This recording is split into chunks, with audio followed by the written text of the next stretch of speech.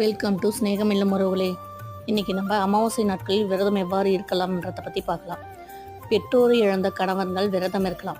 கணவனை இழந்த மனைவி விரதம் இருக்கலாம். ஒரு பெண்ணுக்கு தாயும் தகப்பனும் இருக்கும்போது கணவன் இருந்தாங்கன்னா அவங்க கட்டாயம் விரதம் இருக்கக்கூடாது. கணவன் சாப்பிடாமல் விரதம் இருக்கிறாரேன்ட்டு மனைவியும் சாப்பிடாமல் விரதம் இருக்கக்கூடாது. கணவன் இருக்கும்பொழுது மனைவி சுமங்கலி. அதனால் சுமங்கலி பெண்கள் எப்போவுமே விரதம் இருக்கக்கூடாது.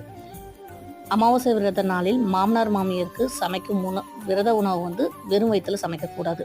காலையில் எதனா சிற்றுண்டி எதையாவது சாப்பிட்டுட்டு தான் அப்புறமா சமைக்கணும். அமாவாசை நாட்களில் யாராக இருந்தாலும் கட்டாயம் அசைவ உணவு சமைக்கக்கூடாது. அமாவாசை நாட்களில் வேண்டுதல் அதிகமாக வைக்கக்கூடாது. அமாவாசை நாட்களில் எந்த ஒரு நல்ல காரியத்துக்கும் முடிவு எடுக்கக்கூடாது. உங்களுக்கு நம்ம ஸ்நேகம் இல்லத்தோட வீடியோஸ்லாம் பிடிச்சிருந்தா லைக் பண்ணுங்கள், ஷேர் பண்ணுங்கள், சப்ஸ்கிரைப் பண்ணுங்கள். வாழ்க வளமுடன். ஃபீட்பேக் எதனா இருந்தால் கமெண்டில் சொல்லுங்கள். வாழ்க வளமுடன்.